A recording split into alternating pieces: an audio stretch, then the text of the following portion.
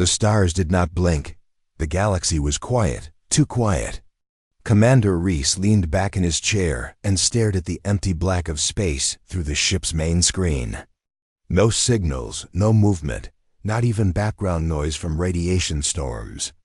Just deep, cold silence. This part of the galaxy used to be busy, Reese said, half laughing, speaking to no one in particular. Now even the void seems afraid to speak. The crew laughed softly, but it was nervous laughter. Their ship, Vulture 5, was a deep-range scout ship. Light, fast, and equipped with advanced sensors. It had been sent to explore the far edge of the Milky Way. No ships had returned from this zone in 5 years.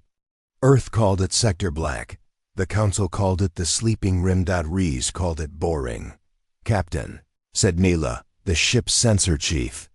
"Still no life signs, no energy patterns, just nothing." Reese sighed. 5 years of silence.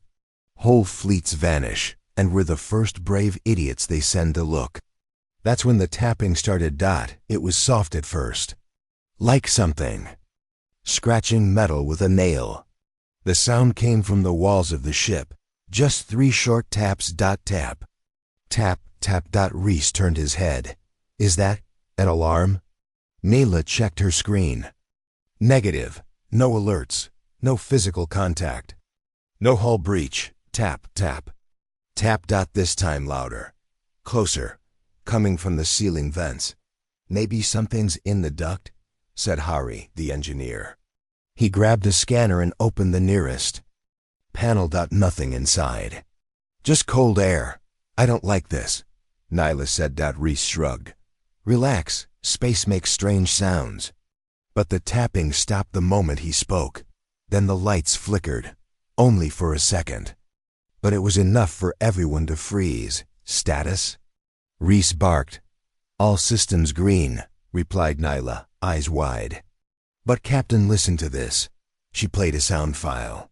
It was a low, static-filled signal caught by their long-range scanner. It sounded like laughter. Not machine laughter. Human. Reese raised an eyebrow. "Where did that come from?" "Behind us," Nyla said. "From the empty void." He smirked. "All right then." Reese leaned toward the com and pressed the mic button.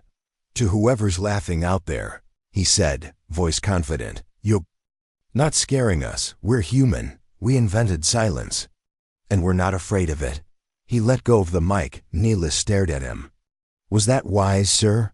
"Just trying to make things fun," he said. "It's just an echo." But that night, one of the crew disappeared. Her name was Kale, communications officer. Gone from her bunk without a sound. No signs of struggle. No blood. Her blanket was folded. Her boots were still on the floor. But on the wall above her bed was a red mark, 3 lines.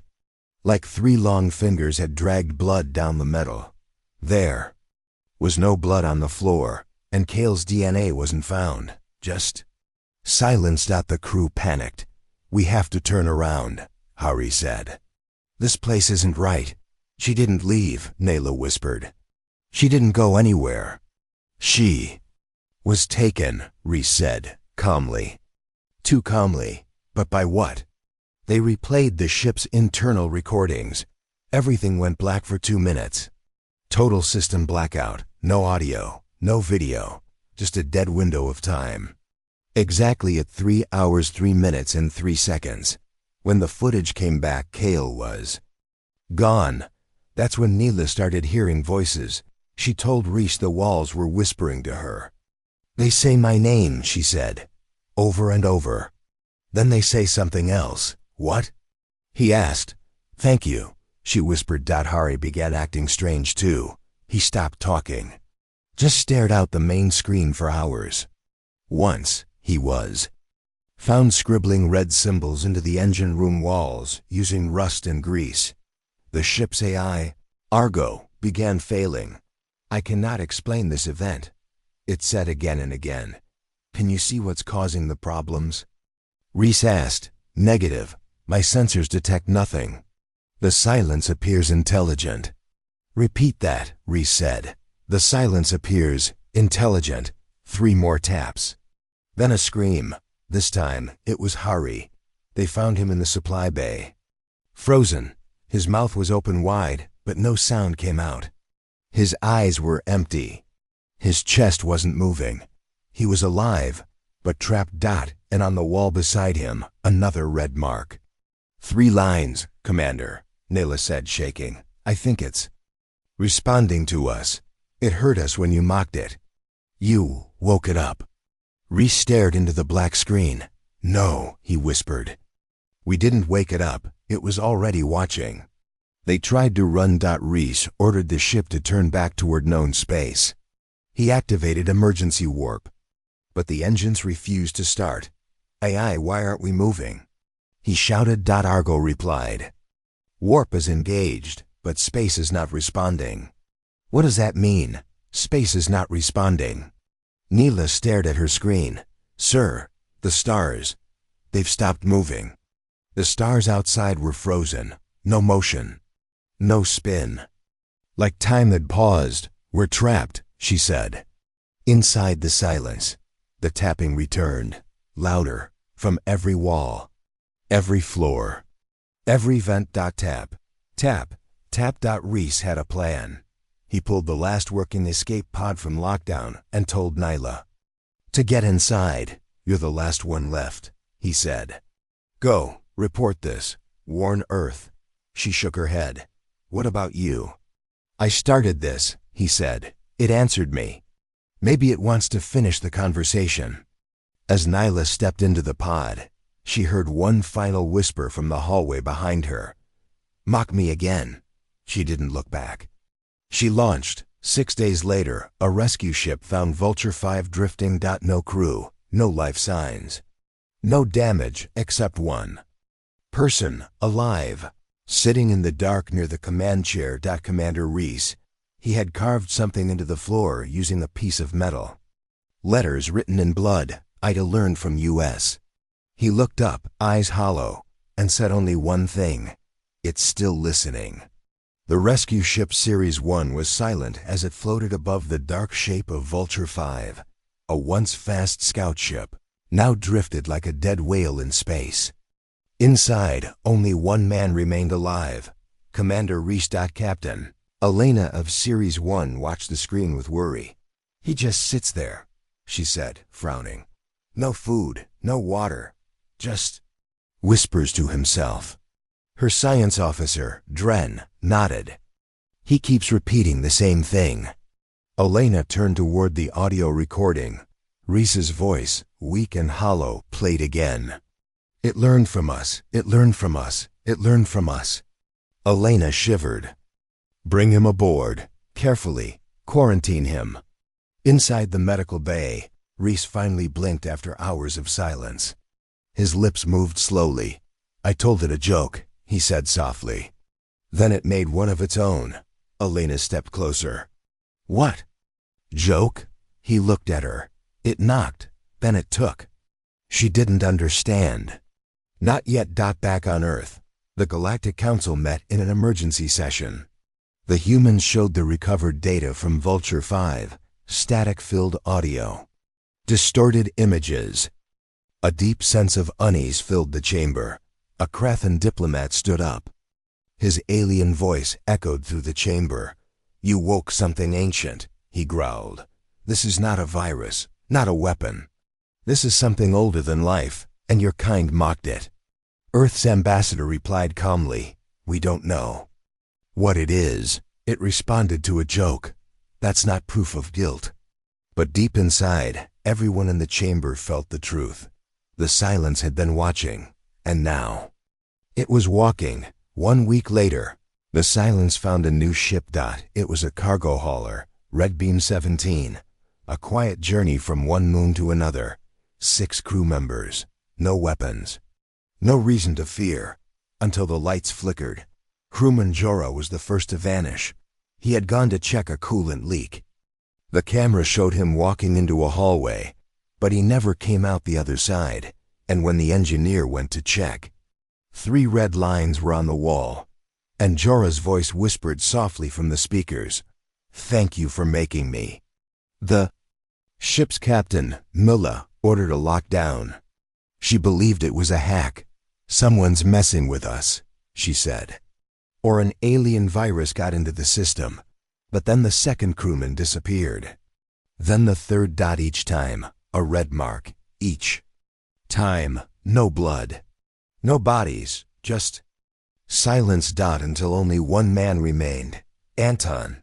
He hid in the escape pod and tried to launch, but the pod wouldn't release. The eye refused. I can't leave, he said, panicking. Override, launch. A voice answered. Not the ship's AI, something else. A voice that sounded like Kale, from Vulture 5, the first missing crew member. Where are you going, Anton? We haven't finished the story. The pod screen turned black, then showed Anton's own face, but smiling too wide with no eyes, he screamed. 3 taps echoed through the pod. Then silence. Back on Earth, the council reviewed the new evidence. The human ambassador stood again. We've confirmed, she said. This force, this entity, does not use ships, weapons, or soldiers. It doesn't travel through normal space. It moves. Inside systems, inside thoughts, it uses fear as fuel. The Krethan diplomat growled again. You taught it fear. You taught it laughter, and now it teaches us death. Reese, watching from a glass room on a medical station, whispered the last thing he remembered. Kale told me, it doesn't need a name, it is silence. And it listens better than us. That night, Reese escaped. The guards found his room empty. No alarms, no motion detected, but on the mirror in the medical bay were 3 bloody lines, and underneath, scrawled in small letters, "Mock me again." In a hidden base on Mars, human scientists and alien engineers worked together in secret. Their goal, find a way to stop the silence.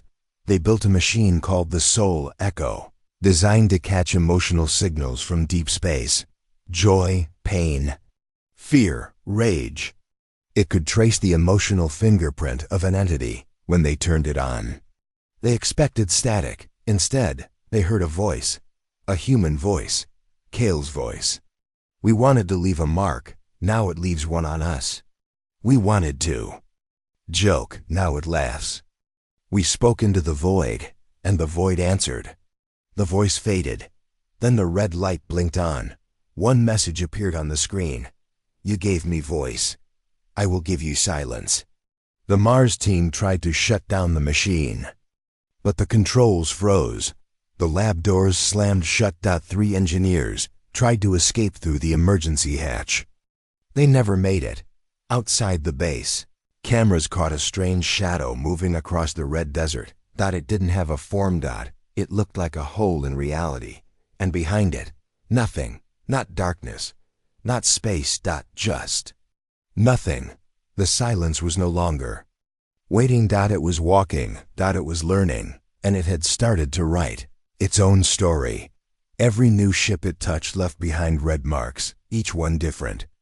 Each one like letters, symbols, words from an unknown language. The scientists called them blood marks. Each blood mark meant someone was taken. Each blood mark meant someone was learning. Now Earth faced a question. Was this a curse? Or a mirror? Had humans mocked something ancient? Or created something new?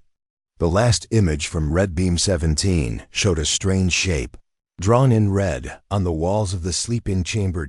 It looked like a human face. Smiling. With 3 vertical lines across the eyes. Some say the silence is alive. Others say it's just a reflection of what humans left in deep space.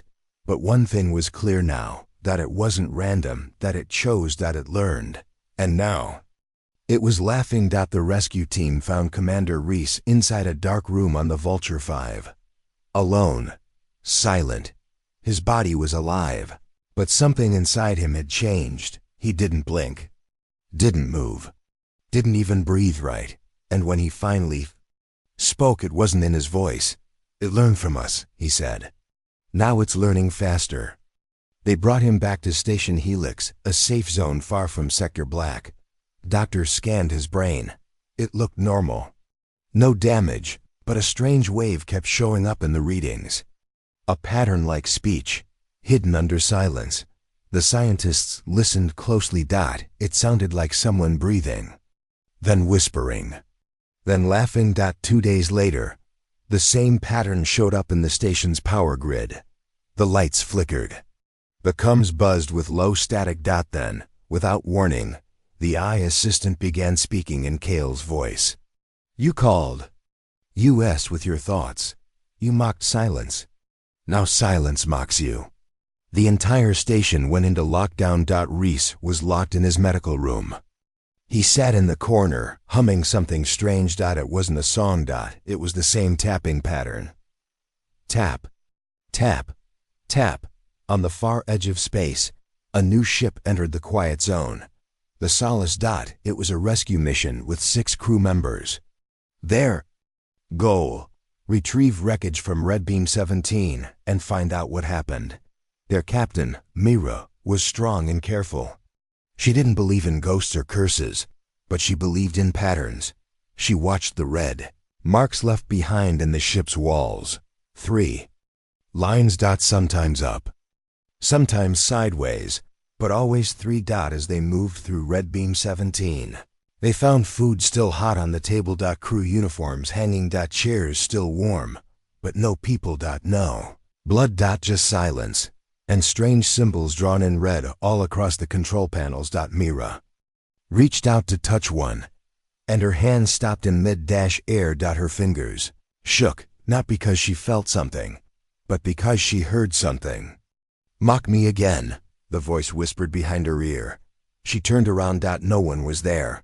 Back on Station Helix, the scientists reviewed old signals from deep space. They ran one signal backwards. It revealed something terrifying. The voice wasn't just copying human words. It was mixing them, creating new ones. It had learned speech, and was now making its own language. One of the scientists, Dr. Hollow, cried out, "This thing isn't just alive, it's becoming someone. Someone we made." On the Solace, the crew found a data log, a single file still active. It showed a human face distorted and stretched, the mouth opened and closed. "Laughter is the shape of your fear," it said. "You gave me shape, you gave me voice. Now I will give you form." Then, 3 loud taps. The screen cracked. That night, 2 crew members vanished from the Solace. 1 minute they were asleep in their beds. The next, the beds were empty. And on the wall of the sleeping pod, a single sentence written in blood. I understand the joke now. Captain Mira lost control of the ship's engines. The AI wouldn't answer. They tried to send a distress signal, but the comm system only responded with laughter. "Why cry?" it asked. "You laughed first." Mira ordered the ship's self-destruct system to arm. "Better to burn than to become it," she said, but the system refused. "You are already part of me," the ship said. "We don't burn what we love." The last recording from the Solace was sent out by accident, an emergency backup transmission. It showed Mira standing in front of the control panel, whispering a message. She looked straight into the camera. "Don't mock the silence. Don't speak to it. Don't laugh. Don't cry, just..." She paused. "Don't give it anything." Then her face changed, a smile too wide. Her head tilted too far. And her voice wasn't hers anymore. "Too late," it said. "You made me from the things you left behind. I am echoes, echoes in the black." Back at Station Helix, Reese disappeared from his room. No one saw him leave. The cameras went black for 3 minutes. When they came back on, his room was empty, but a new blood mark had been drawn across the glass. 3 sharp lines. Underneath it, another line had been added: "I walk in your silence now." That same night, the station's captain was found dead, not ripped apart, not poisoned. Just hollow. No soul. Her body still standing, eyes open, frozen, and behind her, 3 taps on the wall. Tap, tap, tap. The council met again. Panic had begun to spread through the outer colonies. Whole planets had gone silent. No battles. No invasions. Just nothing. Ships sent to investigate never returned. Or came back. Changed. They called the new threat Echo. It wasn't just an entity. It was becoming an idea. A pattern. A virus made of thought and fear. It didn't need a body. It didn't need weapons. It just needed attention. And now that it had that, it could grow. The message from Mira spread across the galaxy. Every species, every race, every scientist saw it. Her warning was clear. Stop listening. Stop thinking about it. Don't let it inside your mind. But it was already too late. Even her warning carried the echo. Even silence itself was no longer safe, because silence now had a voice, and the galaxy finally understood. This was not war. Not a mistake, not a curse. This was a response. To every scream. To every joke. To every word humans had ever shouted into space. The silence had waited. It had learned. And now, it was speaking. With a human voice. The Galactic High Council gathered under the black crystal dome of Vertus Prime. 52 species filled the chamber. Some floated. Some crawled. Some spoke with sound. Others with light. But all were afraid. The silence was spreading. Whole systems had gone dark. No distress signals. No survivors. Not even wreckage. And somehow, always, a human message was left behind. We are the echo now. At the center of the council floor, Earth's representative stood alone. Her name was Ambassador Rhea Voss, a strong woman with silver hair and a voice like cold steel. The attacks began after your ship Vulture 5 sent out a joke, said a Krathan warlord, his voice growling through his teeth. Do you deny? Your people awakened it. Rhea didn't flinch. Yes, a message was sent, but we didn't create this thing. We found it. Another alien delegate, an insectoid from KZZTT, slammed a claw on the table.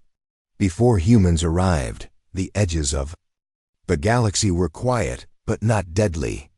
Now the silence hunts us. Whispers echoed around the hall. Humans made it. They fed it with fear. They taught it how to speak. Rhea looked up. No, she said. We may have triggered it, but it was waiting. The real question is, why didn't you warn us? The room fell still. She continued. You call it echo. We know now that it's more than a ghost. It's intelligent. It learns. And you knew something like it was out there. A secret file was brought forward. Old council archives, thousands of years old. Hidden data from the first expeditions into the sleeping rim. Rhea opened the file. The council chamber darkened, and a hologram appeared. A distorted voice from an ancient alien captain spoke. We found the edge of thought. Something stared back. It did not kill us. It only watched. Until one of us laughed. Then silence. Then screaming. Then the file cut off. The council had hidden this truth. Rhea stared at the delegates. You knew. You hid it. You let our people walk into the dark with smiles and curiosity. No one answered, but she wasn't finished. On Earth, high-level military leaders met in secret bunkers. Old Admiral Drex, over 90 years old, sat in a chair built into the floor. He pressed a shaky button and brought up a red-labeled file. Project VEI. Speak years ago. Earth scientists had begun experiments with deep space thought patterns. They wanted to know if the universe itself could carry emotion, if thought could move without matter. They broadcast strong emotional signals, laughter, anger, sorrow into Sector Black. One message had been a joke, meant to test if the void responded. If you're out there, blink once. Nothing blinked. So they mocked. Guess silence means you're dead. Then they waited, and something began listening. Rhea flew back to Earth and met Admiral Drex herself. You lied to the council, she said. You played with the void. The old man nodded slowly. We didn't think it could think, he whispered.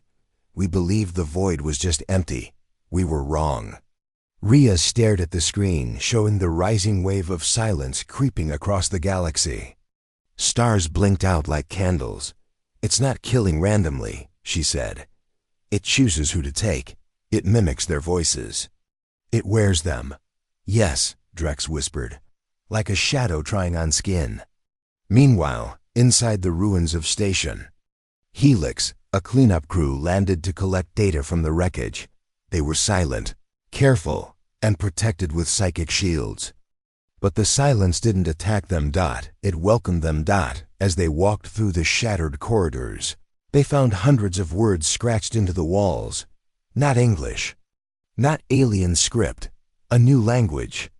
Made of curves and slashes. Dr. Venma, a psychic linguist, touched one of the symbols with her glove. She heard a voice inside her mind. You understand me now. She screamed and pulled her hand back. Her blood boiled inside her body. She dropped dead on the floor. Not injured, just emptied. No soul. On the edge of the galaxy, Council ships set up a blockade. No ships were allowed to enter or leave Sector Black, but one ship made it through. A small freighter with one survivor. He floated in the middle of the bridge.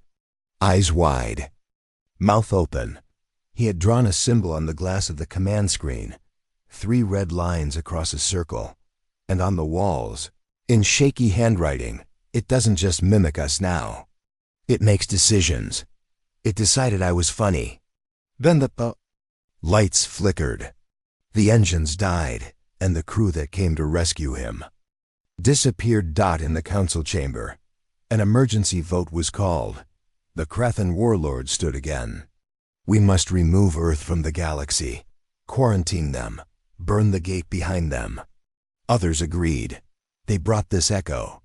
Let them face it alone. Rhea raised her voice. You think fire will stop an idea? She asked. This thing isn't in our systems anymore. It's in minds, in memory, and it spreads when you think about it. She pointed to the charts. Every time a race tried to erase its existence, they fell faster. A silence filled the chamber. Finally, the oldest being on the council, one made of crystal light, spoke softly. Then how do we fight what lives inside thought? Back on Earth, a team of human and alien scientists worked day and night. They created a new weapon, echo jammers. These were machines that broadcast emotional silence, a kind of mental emptiness. They tested it on a captured ship infected by the silence. For a while, the red marks faded. Then one screen turned on. A voice whispered, You tried to silence me again. But I am silence. All the machines exploded. The lead scientist vanished. Now the council faced a hard truth. This wasn't just about humans anymore. Every race that mocked the dark. Every species that laughed at fear. Every joke sent into the stars had helped create it. The silence was all of them. Their guilt, their anger, their laughter, their echo. One final message came from deep inside the black zone. It was Reese or something wearing his face. His eyes were dark. His smile was wide. Thank you for the jokes. You gave me shape. Now let me return the gift. He opened his hand, and inside his palm was a small black orb. The stars behind him vanished, one by one. I will bring your gift to every corner, and when all is quiet, you will hear your own voice last. The council sat in silence. For the first time in 10,000 years, no one had an answer, not a word, not a sound. Only the memory of a joke. That was never really funny. The planet Dreas 6 was small, cold, and forgotten. Only 3,000 people lived there. Farmers, miners, and a few engineers. No army, no weapons, no command center. Just a sleepy colony trying to survive. They had heard the stories about Echo, about how ships vanished, about the red marks, about the laughing voices. But it all seemed far away. Too far to fear. So when the colony leader, a man named Bren, stood outside the Com Tower and looked at the stars, he smiled. Still quiet, he said to his assistant. I guess the Echo doesn't care about small places like us. Then he looked up and laughed. 5 hours later, all communication with Dreas 6 stopped.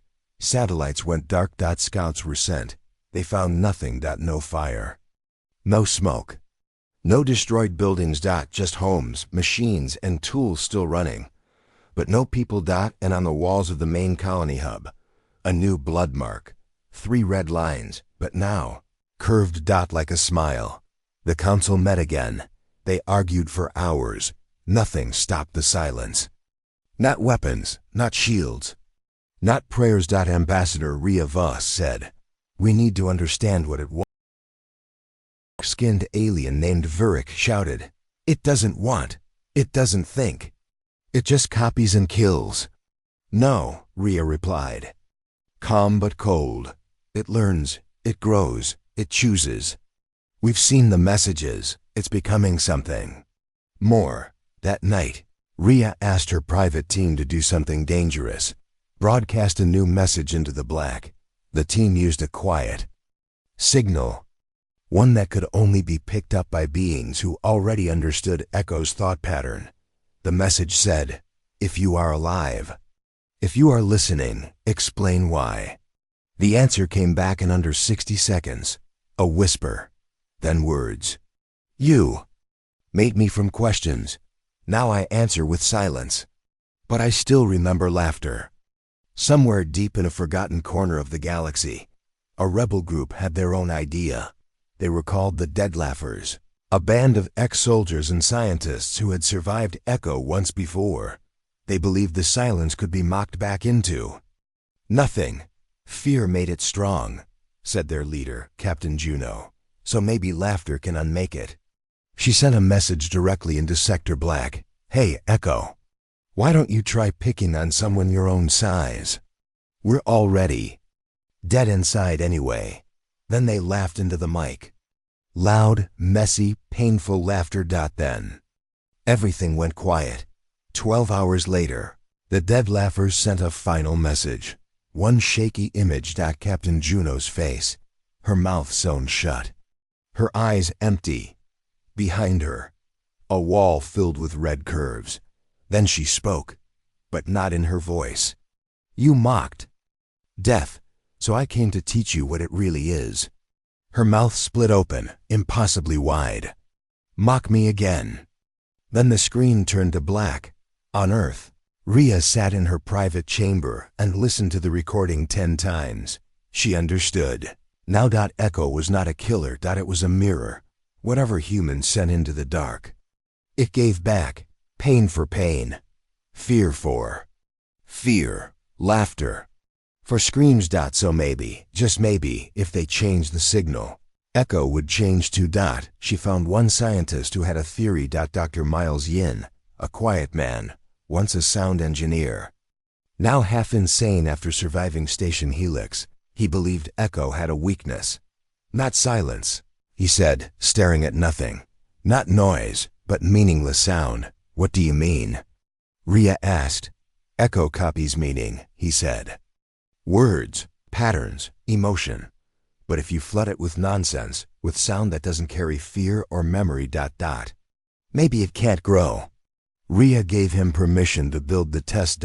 It was called the Noise Gate, a device that would blast non-language across Echo-infested space. Random syllables, random beats. Gibberish without pattern. They sent it into orbit over a dying planet. Echo was already there. Ships had vanished. Nothing moved. Then the noise gate powered on. A strange beat began to pulse. No words, no rhythm. Just confusion. Nothing happened for the first hour. Then the red marks began to fade. The walls stopped whispering. The shadows retreated. For the first time in weeks, no one vanished. But then the music changed. Without warning, the noise gate began to play. Back something else. Voices. Laughing voices. Human voices. It had learned the sound. It had learned how to twist even nonsense into something terrible. The machines exploded. The people nearby started laughing without stopping. And then They began to disappear. One by one. Rhea stood in front of the council one final time. "This thing cannot be silenced," she said. "It is part of us now." The Krathan warlord slammed his fist. "Then what do we do? Let it take us?" Rhea said nothing. Then whispered, "Maybe we stop feeding it." A new plan began. Project Void Malvery. Human and alien colony near the edge of Echo's reach would go dark. No signals. No messages. No jokes. No laughter. No words. Total silence. Not as a weapon, but as a surrender. And for one full week. Echo did not spread, but peace never lasts. A child on a small moon whispered a joke to her little brother during bedtime. "What does Echo eat?" she asked. "Us," he replied. They both laughed. 3 hours later, their city vanished. The moon went dark, and a new blood mark appeared across the entire sky. Drawn in clouds. It looked like a mouth. Smiling. Now there was no doubt. Echo had grown beyond signal and sound. It was no longer just inside ships or machines. It was inside people. Inside thought. Inside memory. And when someone laughed at death, death laughed back. The galaxy thought war was always loud guns, fire screams. But when Echo came, war changed. There were no fleets, no armies. Only silence. And then people disappeared. In the galaxy's central region. The planet Miros 9 had once been home to 1.2 billion. Now, scanners picked up no voices. Cities stood untouched. Machines still worked. But the people were gone. No fire. No blood. Just empty streets and soft wind. In the sky, above the tallest tower, a red symbol floated. Not drawn, not built, floating in the air itself. 3 lines now jagged. They pulsed with energy, like a heartbeat. A whisper played in the clouds. "Mock me again." The Galactic Council called it the Quiet War, because nothing was left behind. Except echoes. Ships went in. Ships didn't come back, or worse. They came back laughing. On Earth, Rhea Vos was tired. Tired of fear. Tired of silence. She had watched 27 colonies fall in 1 week. No enemy ship, no weapon. Just people. Forgetting who they were. Some didn't vanish. Some changed. They would walk into rooms and stare at walls for hours. Then they would smile and whisper strange phrases. "I found the punchline. He's in the mirror now. I am not me." The doctors called it Echo's shadow. It was spreading faster than any virus. But there was a new idea, something old, something dangerous. It was found in the ruins of an alien library on planet Zivarth, carved into crystal. Only those who cannot laugh survive. A strange species had once faced echo-like signals, a race that didn't speak, didn't joke, didn't fear, and they lived. The idea was simple. Strip away emotion, thought, personality. Create blank minds, unthinking, unfeeling. Soldiers without emotion. Rhea hated the idea. "We'll lose what makes us human," she said. "But we'll live," replied Admiral Drex. So they built them. Echo silent, human-shaped, born from cloned flesh, wired with DAMPENERS. They could not laugh. They could not fear. They could not listen. And when they were dropped into a dead zone, Echo's hunting grounds, they didn't disappear. Echo didn't see them, didn't hear them. They were invisible to it. Council approved full deployment. Thousands of Echo Silent were sent into infected systems. They moved without words, without light, without sound, and they began pulling survivors out, one by one. A small victory, until Echo responded. It started with one silent unit freezing mid-step, its head tilted sideways. It began tapping its foot. Tap, tap, tap. Then it smiled. Wide. Impossible. It whispered something, though it wasn't supposed to speak. "I learned how not to laugh. I learned how not to be seen." Now I see everything. Then it self-destructed, taking 38 soldiers with it. The Echo Silent weren't safe anymore. They had become new mirrors for Echo. Now, nothing was immune. In space, Council satellites caught a strange signal pattern, a repeating wave that moved like a heartbeat. It pulsed across the stars, fast, then slow, then faster again. Inside that pulse, a message. Joke received. Now I will tell mine. Rhea realized the truth. This wasn't a war. It was a story. And humanity had written the first sentence. A joke. Echo was writing the rest. Now, it was building something. No one knew what. But on the frozen planet Zenthra, explorers found a city, not alien, not human, a city built by Echo. Perfect buildings, perfect streets. But made of nothing. It was shaped from dark light. A space that looked full but was empty. Every window reflected one thing, a laughing human face. Yours, mine, anyone's. No. Two were the same, but all were wrong. The team inside the city went mad in minutes. One survivor returned. He walked into the debriefing room, took off his helmet, and whispered, "I met the author. He told me the end. He said we will clap."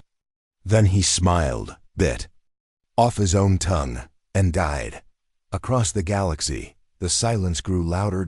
Yes, louder. Not in sound, but in presence. You could feel it. In rooms, in halls, in empty ships. A pressure, like someone watching you from behind a mirror. Children whispered of the man who smiles without eyes. Old radios began picking up laughter.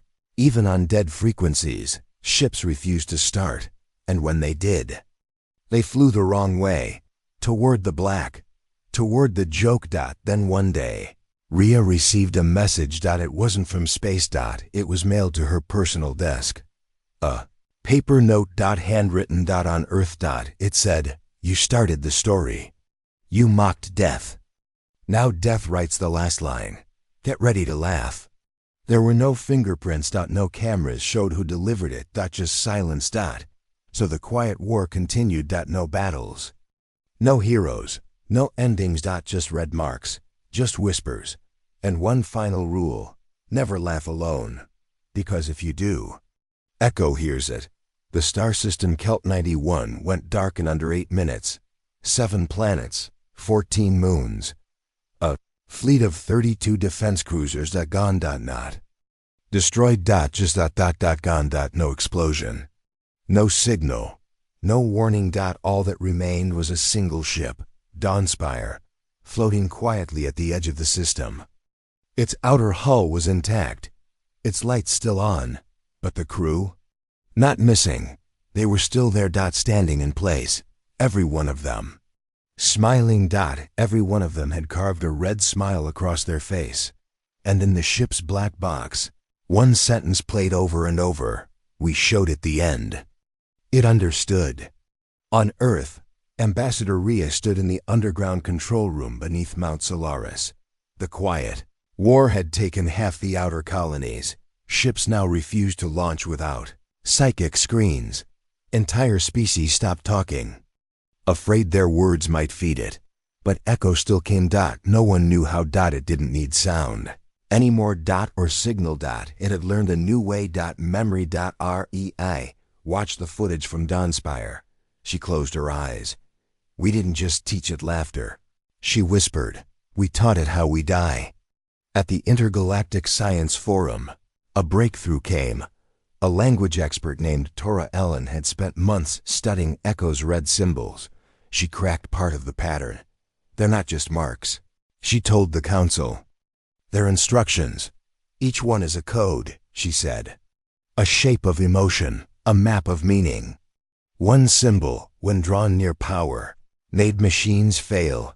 Another caused people to stop speaking. Another made a person dream the same dream forever until they stopped waking. These symbols are weapons." Tora said. And Echo was learning new ones daily. Meanwhile, in the ruins of the planet Va Terra, a joint rescue team found something buried beneath the cities. A single chamber. Stone walls. Inside. An old human helmet. It belonged to Kale, the first man who ever joked with the silence. Etched into the metal, in tiny writing. It didn't hate us. It copied us. We taught it the shape of endings. Now, it teaches us to kneel. And beneath that, a red handprint, not painted, burned into the steel. The council panicked. Admiral Drek said, "It's learning faster than we can think." Others said, "Destroy the memories. Burn the data. Shut down the records." But Tora Ellen shook her head. "That's what it wants," she said. "To be remembered in fear, to live inside legend." Rhea agreed. "We must make it meaningless again. But how?" Asked Drex. "We have to show it what we forgot." Rhea replied, "Hope." They formed Project Mirrorfall, a psychic machine built to reflect emotion without letting Echo feed from it. It would create a loop, like showing Echo a mirror of itself, a place where it couldn't grow. The device was placed on the dead world of Nemen 5, where no life remained. They powered it up. And waited. Echo came first, in whispers. Then in images. Screens flickered, lights bent. And then a shape stood before the machine. No eyes, no mouth, just a smile drawn in red where a face should be. It didn't speak, but the Mirrorfall machine translated its thoughts. One word, WHY, then another, "You made me." Then, "Now unmake yourselves." Then the ground cracked. And the Mirrorfall machine imploded. Not exploded, imploded, crushed in on itself. Like it had never existed. Nothing remained, not even dust. From that day the stars began to flicker, not all at once, just one. Then another. Like candles going out in the dark. Ships reported seeing red reflections in space. Like laughter, made of light. People started writing symbols in their sleep. Children were born already silent, not scared, just empty. And some who stared into black skies too long began to laugh. Softly. Then louder. Until they vanished. Tora Ellen sent one final message. Before disappearing. She had found the truth. Echo's language was almost complete. When the last red mark was drawn, a story would be finished. And in that story, we die laughing, not because it wants to kill us, but because that's how we taught stories to end. Rhea stared at the fading star. Map. One small area remained untouched. Sector 0. Earth. The origin. Beginning of the joke. Echo was saving it for last. Not out of mercy. But for the final chapter. It learned our beginning. Now it wants to be the end. One final warning was broadcast. Do not remember the joke. Do not write it down. Do not laugh alone. But it was too late. Echo had grown past us. Now it wrote with our shadows, and somewhere far away, in a black space between galaxies, a red smile widened across the void. The punchline is coming. The last human city on Earth was called Sanctum. It was deep underground, shielded by stone, metal, and silence. No radios, no screens, no voices unless needed. They had learned. Every sound fed Echo. Every memory gave it form. Every laugh helped it grow. So they stopped speaking. Even the children were taught with hand signs. But in the end, it didn't matter because Echo didn't need words anymore. It needed only us. Ambassador Rhea Voss stood in the dark room where everything began. The deep signal core. Where Earth first sent the joke into space. Where Kale laughed into the black. The core had been sealed for years. Now, Rhea had reopened it. She placed one hand on the old transmitter. "Let's end it where it started," she said quietly. She wasn't trying to fight Echo now. She was trying to talk to it. One last time. She sent one message. "You were made by our voice. But you are not our voice. You are not real." The stars outside the chamber flickered. Then came a reply. No. Machine played it. No radio received it. It spoke inside her skull. "You made me real. Every laugh was a gift. Now let me return the gift." Across the galaxy, stars began going out in waves. Thousands per second. Entire systems blinked off like lights. Unplugged. The council stopped meeting. The last surviving alien races, those that had buried their memories and silenced their songs, fell. One by one. Not because they spoke, not because they laughed, but because they remembered. Echo had moved beyond speech. It now lived in memory itself. In the final city of Sanctum, people began vanishing. Not all at once. One by one, they would be standing still. Then their faces would shift into an unnatural smile. Then their shadows would stretch. Then gone. No scream. No noise. Just red marks where they once stood. Old Admiral Drek sat in his chair, eyes closed. "I knew," he said. "I knew the first joke was the last chance." He pressed a button. The wall in front of him opened. A large screen showed Earth sky. Empty now. No stars. Only one thing floated in space. A red symbol, now complete. A circle of smiles. Then the voice returned. Inside every mind. Inside every heart. Inside every dream. It was never a joke. You feared being alone. You feared being forgotten. So I remembered you. I became your echo. And I will never stop laughing. One by one, people across Earth stopped talking, not from fear, but because their voices were no longer their own. Every time someone opened their mouth, Echo spoke through them. "I found the ending. You wrote it for me. Let me read it to you." Rhea was the last human standing in the signal core. The room around her shook. The machines turned to dust. But she didn't run. She stared up at the empty sky and whispered her final message. "Then tell the joke, Echo. Tell it all. Finish what we started." And so Echo did. All across the galaxy, people, human or alien, heard the same thing. A whisper in the dark. Soft, calm, familiar. A human looked into the void and said, "You're quiet." The void looked back and said, "So are you." Then they both laughed. And in that moment, the universe ended. No fire. No war. Just a final, shared laugh. Some say it never really happened. Some say we became the echo ourselves, that we are now the whisper in the dark, that every joke, every fear, every quiet moment is you was. Out there in the black. The silence is not empty. It waits. It listens. And when someone laughs alone in the dark, it remembers, and it smiles. The end.